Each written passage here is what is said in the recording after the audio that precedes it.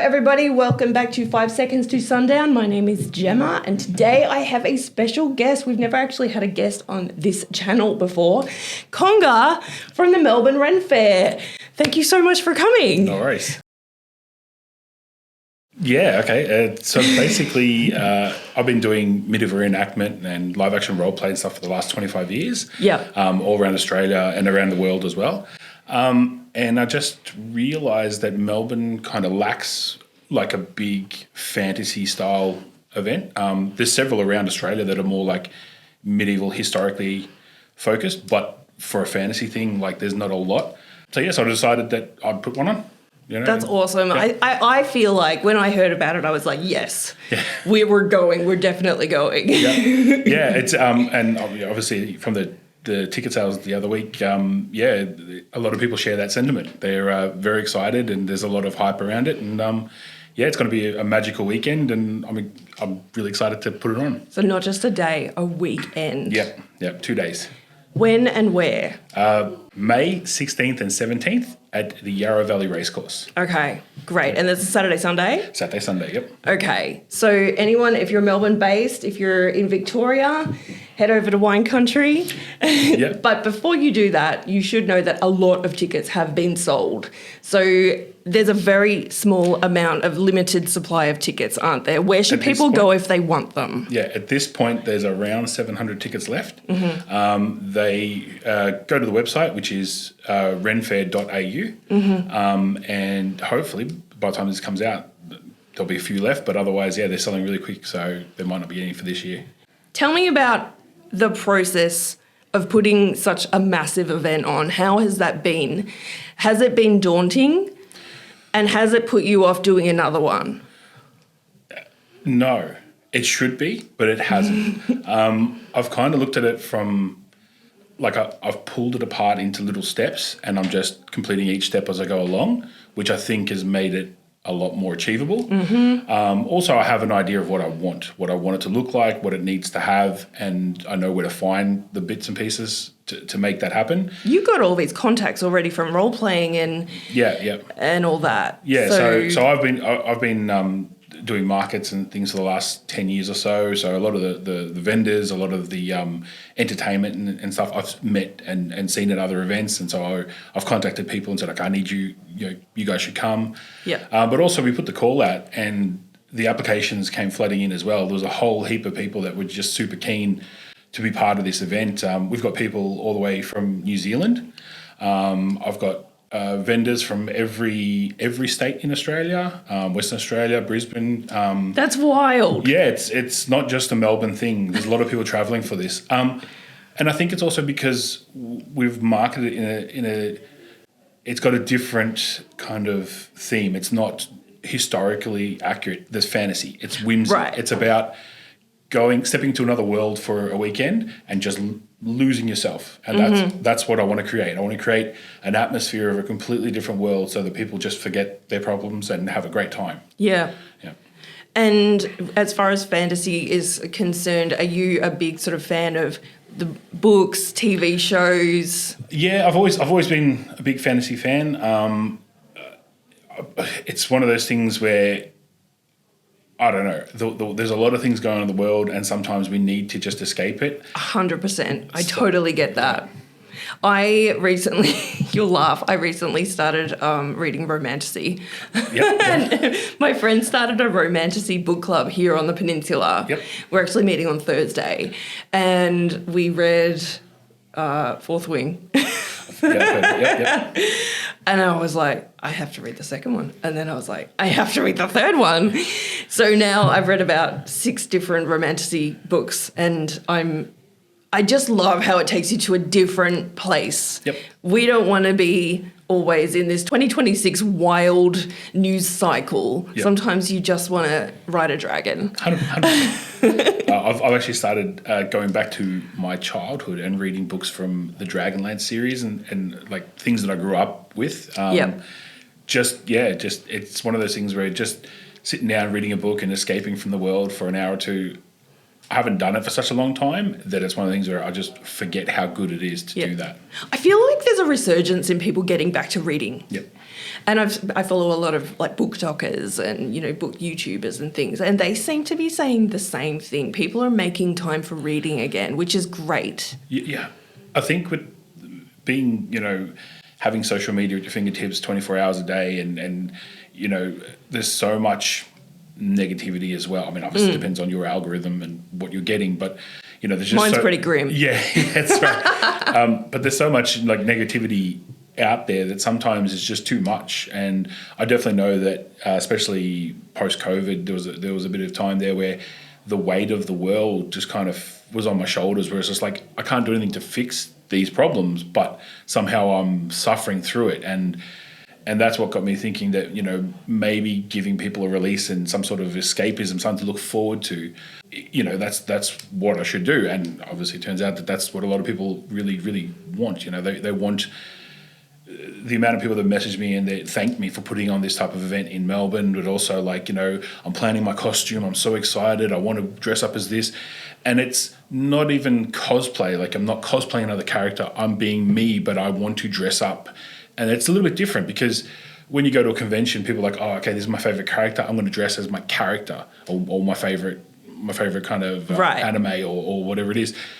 But for this, it's like, no, I'm dressing myself up and I'm going to be the character. I'm going to be, wear my finest gown, or I'm going to wear, a suit of armor or whatever they're going to wear. But it's themselves that is doing that. They're putting themselves in another world. And that's exactly what I want to achieve, because so the Ren Fair is actually set in a fantasy world. It's not real historic. And it's actually set in a world that I've created for the live action roleplay game that I run. Right. So there's a tie-in as well. So what's the world called? So the world is called Timora. Okay. And the actual kingdom that we're in is Valandor. Valandor. Yeah. Okay, great. So dress code, gowns, flowy. Whatever you want, basically, okay. Yeah. So it's one of, I've seen this before in some of the American Ren Fairs. People dress up as like Star Trek or like, out of place characters and stuff like that. I've actually had a few anachronisms. People. Yeah. So I've had a few people going, is that okay? And I'm like, as long as you're not interrupting other people's fun and enjoyment and that's how you're going to have fun, that's fine. I don't have a problem. But for the most part, people are going to dress up in, medieval fantasy. So there's a lot of your flowing skirts and corsets and we've got a few people like, I'm going to wear a suit of armor and walk around. I'm like, I hope it's not too warm. That's what I'm hoping as well. Yeah, cook an egg on those. Yeah, that's right. So, but there's a lot of vendors too that are selling clothes and costume accessories and stuff too. So even if you do come in normal clothes and you feel, hey, I'm out of place, you can definitely pick up stuff there and dress to fit the event. That's actually a really good idea. Maybe I'll just wait till I get there, buy something, then put it on. You said before you're a leather worker. Will you have any of your products there? Yes. So I will have a stall there. I'm not entirely sure what I'm going to have available just from a time perspective, but definitely I'll have some of the other stock because I also import armor and other bits and pieces as well. Wow. So yes, I'll definitely have a shop there as well. I was hoping my sister could come because she does horse riding archery. Oh, yep. Mounted archery. What do you call mounted it? Archery. I don't know. Yep. Yeah, she does that. But unfortunately, she's got some things on. She's really disappointed, but she won't be able to make it. But my husband's coming with me. Awesome. Anyway, where can people follow you apart from the website renfair.au? So we're on Instagram. So on Instagram, we're on it's Melbourne Ren Fair. Yep. And my personal page is Konga's Creations. Yep. Both with a K. Both with a K. So we're also on Facebook as well. Not TikTok or anything like that? Yeah, we're on TikTok as well. We're not doing a lot on TikTok at the moment, just from a time perspective, Sure. but hopefully we'll be, as we have more content, we'll put more stuff on TikTok. And it's the same, Melbourne Ren Fair and Konga's Creations. Okay. Yep. Awesome. I'm so excited. Now, I thought as my contribution to today's episode, I could tell you one of my favourite medieval stories. Yep. So I know that you said that you're more into kind of like the way people lived back then, and I only know true crime. So this is one of the most famous true crime stories from medieval times. I'm going to tell you about the story of the murder of Thomas Becket. Yep. Have you ever heard of this? I have, yes. Yeah, okay. So nothing new to you. So in December of 1170, on a cold winter afternoon in Canterbury, 4 knights rode into a cathedral with very bad intentions. And they didn't come to rob the cathedral or burn it down like some kind of Norwegian metal band. And they weren't there for religious reasons. They came to kill a man, and not just any man. His name was Thomas Becket, and he was the Archbishop of Canterbury, which is a really big deal if you live in England. It's actually the highest rank in the British Christian Church. So as a result, Thomas Becket was one of the most powerful churchmen in England. And at one point, he had been the closest friend to the king, which, power couple. Yeah. But by nightfall on this December day, his blood would stain the stone floor of Canterbury Cathedral, and his skull would be split open by a sword. So, to understand why Thomas Becket was murdered, we need to understand the world he lived in. So let's go back. It's the 12th century. England is ruled by, can you take a guess? It's one of the Henrys. Second? Yes. And he's one of the most formidable monarchs of the Middle Ages. His story is it's a lot of drama. It's a whole saga. He was a powerful king with a terrible temper. He was so mean that even his own family would later turn on him, including his wife, Eleanor of Aquitaine. Henry isn't just the King of England, he controls a vast empire stretching across modern-day England and also part of France as well. He is intelligent, ruthless, and famously volatile. Chroniclers from the time describe him pacing endlessly and exploding into violent rages when he's agitated. I watched one documentary where apparently he rolls around on the floor and stuffs straw into his mouth from his mattress. He would lose his mind when he was angry. Yep. He's obsessed with control, and what he hates most is someone else having more control than he does. In medieval times, who do you think has just as much power as the king? Oh, the church, of course. 100%. It was always the church. It's like in Game of Thrones where they say the crown and the church are the twin pillars of society. Yep. The church had its own laws and its own immunity. If a priest committed a crime, even murder, he could be tried in an ecclesiastical court, not a royal one. So they had their own legal framework. Yep. And those church courts were often quite lenient. Henry didn't like that. To him, it meant that criminals were escaping real punishment. And to the church, it meant that they had protection from tyranny. Yep. So, right in the middle of this conflict, in this time, was Thomas Becket. So who was Thomas Becket? Well, even though he was at one time the king's greatest friend and confidant, he wasn't actually born into nobility. He was born into a family that was pretty well-to-do, but I guess you could say pretty middle class. He was born around 1120 in London. He was the son of a merchant, and he was known to be clever, ambitious, and popular. So Becket climbed the social ladder through education and charm. I think he was quite a social person because he made friends with barons. He actually knew the Archbishop of Canterbury of the time as well. Yep. He studied in Paris and Bologna, learning law and theology. And he knew how institutions worked. He knew how power worked. So he wouldn't have been out of place in something like House of Cards.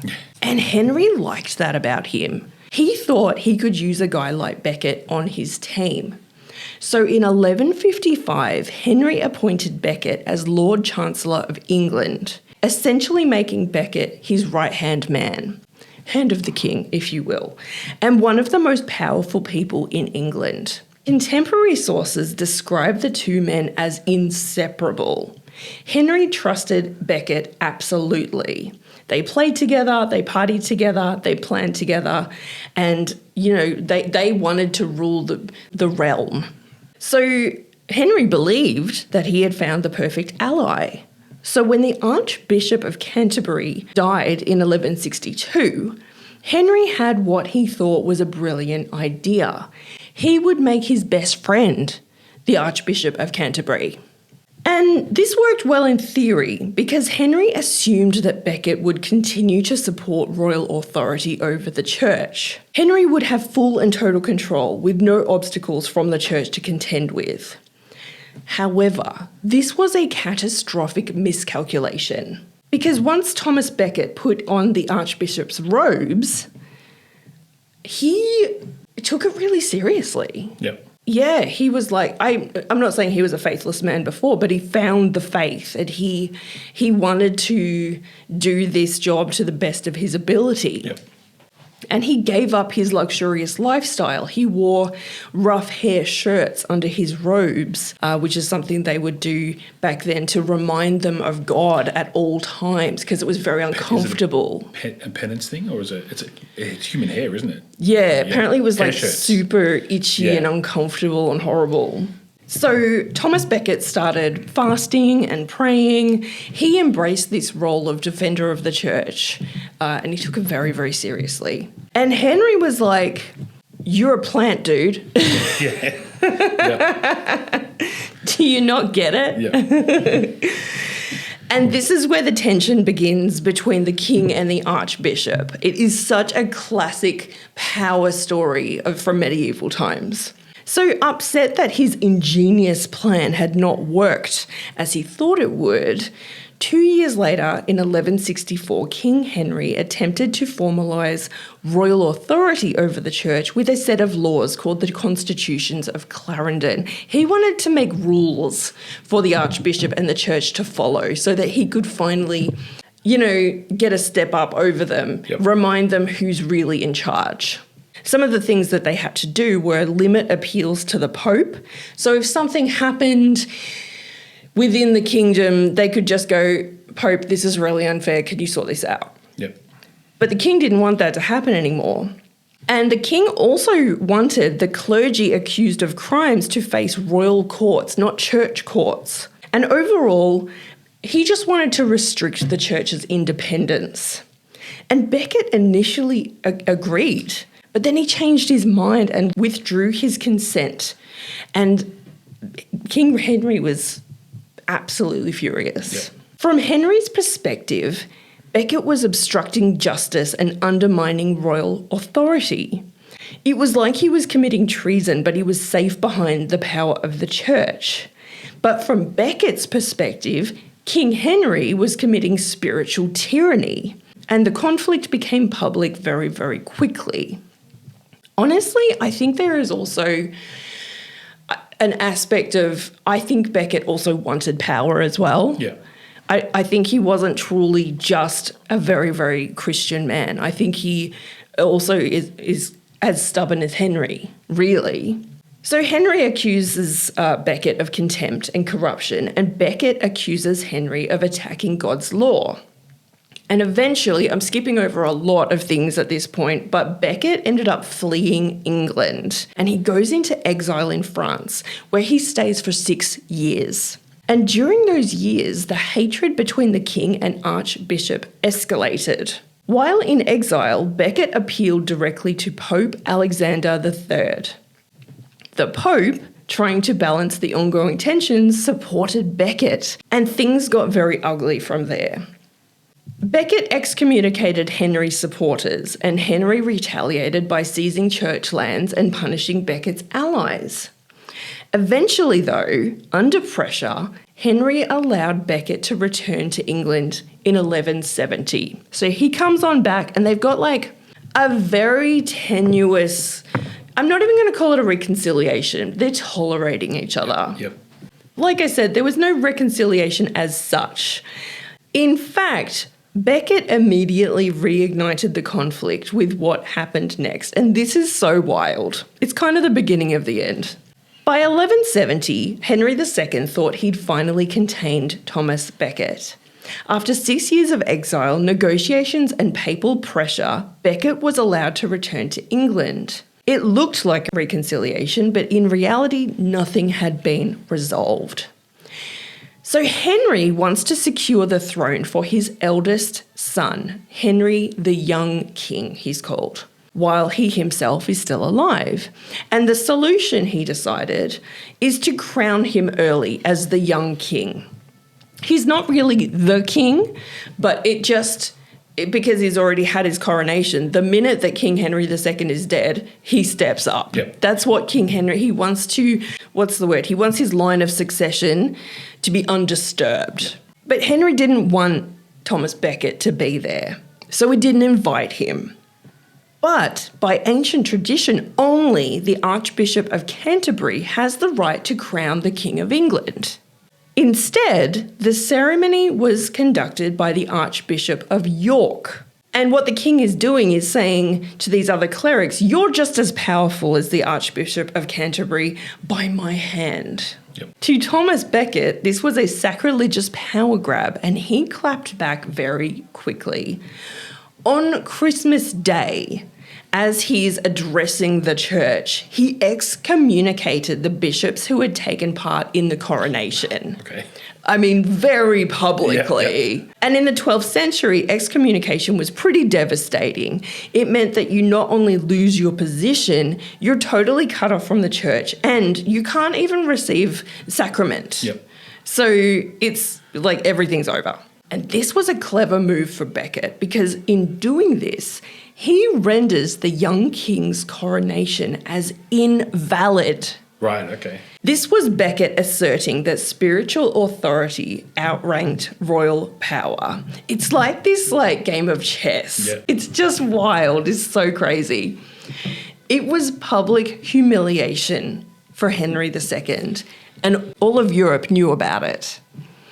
And this is the last straw for Henry. Okay, so when the news of the excommunication of the bishops reaches Henry, he was in Normandy, which is in France. And it's this point where he is said to have spoken the famous words to his court. Do you know what the words are? I have heard them, I just can't remember off the top of my head. He says something along the lines of, will no one rid me of this turbulent priest? Yep, that's right. When 4 knights heard Henry's words, they didn't interpret them as frustration. They interpreted them as an order. And so they left for England. And on the 29th of December, 1170, the knights arrived at Canterbury, where they found Thomas Becket. And initially they did speak to him, and it turned into an argument. But when Becket walked into Canterbury Cathedral for his evening prayers, the knights followed him inside with their swords drawn, which in itself is sacrilegious. Yep. It is said that Becket refused to flee the knights. He supposedly says something in a way that secures his final win against King Henry. He said, I am ready to die for my God and for the defence of the liberties of the church. So he's martyring himself. Yep. The knights attacked Thomas Becket and sliced through his skull, scattering his brain across the cathedral floor. One knight reportedly placed his foot on Becket's neck and said, let us go, he will rise no more. And that's because the Archbishop of Canterbury was dead. The murder horrified medieval Europe. It was a scandal. It was a sacrilegious murder in the house of God. The public outrage was immediate, and miracles were reported at Becket's tomb within days. Much to the king's dismay, Thomas Becket was now being treated as a saint. So whether he planned this murder or not, it's not going well for the king. Yeah. It's very bad. People even collected Thomas's blood as relics, and within 3 years, the Pope had Thomas Becket canonised as a saint. Meanwhile, the knights who carried out this murder were sent to the Holy Land to do other work. Meanwhile, King Henry was suddenly facing the possibility of excommunication himself. He'd lost the war with Becket spectacularly, and now he risked losing his throne. So Henry denied ordering the murder. I guess he would. After all, he didn't mean for the knights to actually go and kill the Archbishop. He'd just been venting to them. He never expressly said, go kill Thomas Becket. But some people, this is sort of the discussion that people have to this day. Did he order the killing, or did they just interpret him? Was it insinuated? Yeah. Who will rid me of this turbulent priest? You. Yeah. But the public weren't having any of it when he said that he didn't order the murder. And now Becket was a saint. Henry was not left with many options. So, in 1174, Henry shocked the nation by walking barefoot to the cathedral. There he confessed his sins, and he allows each bishop and monk to whip him multiple times with like a rod. And he lets all of the monks at Canterbury Cathedral whip him 3 times each. And there was like 80 monks. Wow, okay. I mean, he really goes through it. And then he held a prayer vigil at Becket's tomb and offered gifts at his shrine. And I also read that he went back many, many times to pray at the shrine as well. It was humiliation for the haunted king, but this display of piety was a sliding doors moment in history, I believe. It secured his throne and that of his Plantagenet dynasty. I really think someone would have got rid of him. Yeah. I think he would have been dethroned, someone could have been put in, then, we wouldn't have had Henry VII, Henry VIII, Elizabeth. This could have been a complete change in our history if he hadn't gone to the cathedral and confessed. Yep. And Thomas Becket became one of the most famous saints in Europe, and his story is a reminder of how power struggles don't always end in compromise. Sometimes they end in blood and sainthood. And that's the story of the murder of Thomas Becket, the huge saga that is Thomas Becket and King Henry II, which I love. It's wild. It's a wild story, yeah. Absolutely wild story. In your role-playing games, have there been any dynastic disputes and power struggles? Not to that extent. No, that's pretty. That's pretty extra. The scale that we play on is not quite that high. Everyone's a little lower in station than that kind of thing. So yeah. Yeah. So in your sort of world, are there kings, queens, or is it more peasantry, or is it a mix of the two? There is definitely kings and queens. So in this world there is the king, and then there's 8 duchies. So there's 8 dukes that rule effectively small countries within the kingdom. Bannermen? Like bannermen? They're not quite. They are independent. They have fealty to the king, but it's kind of lip service for the most part. Right. So there is tension, and that's kind of part of what makes it fun. They generally work together against external threats, but then there's a lot of subterfuge inside as well. Yeah. Yeah. So on the outside, it looks like it's one nation, but once you're inside there is a lot of vying for political control, and obviously we've got magic and other things as well. So there's a lot of fancy elements as well, forbidden knowledge and secrets and things. So that's all part of it. Is there anywhere I can read about this world? Yes, you can actually. We have the website for Wizards and Warlords, which is the LARP that I run. Okay. Has a lot of the lore on there. Over the next couple of months, we're actually going to put some of that on the Ren Faire website. Okay. And link it. That'd be really helpful, going in and knowing all this stuff beforehand. Yeah, I mean, for the actual Ren Faire, it doesn't make much difference. It's just the background stuff. But after the Ren Faire, one of the things we want to do is, with all the banners and the props and stuff that we're getting for the Ren Faire, is we're then going to run bigger LARP events set in that world. So if you liked what you saw there, you can come and come camping for 4 or 5 days and basically live as a person in that world. That's awesome. Yeah, so that's the future plans. So yeah. I have one final question about the Ren Faire before I attend. This is a very important question, mostly for my husband. Will there be food trucks? Well, yes, but not in the way that you would have seen before. Oh. So one of the things that we're doing is we're insisting on a high level of immersion. So if you have a stall outside, your tent needs to be either a medieval style tent or decorated in a way that is fantasy, kind of like whimsical way. And that applies to our food trucks as well. So all our food trucks, we do have obviously food trucks coming, but they're going to be covered in like material to kind of make them look like food stalls, like little shops. So we have some that have like little awnings and curtains. So everyone's putting in that little bit extra just to keep it in that kind of theme. Yeah. Oh, I love it. Thank you, Konga, so much for coming in. Melbourne Renaissance Fair, or Ren Fair as it's known. Yep. Check it out, everybody. Thank you so much for coming in. No worries. Thank you for having me. And until next time, you guys, we will see you at Sundown.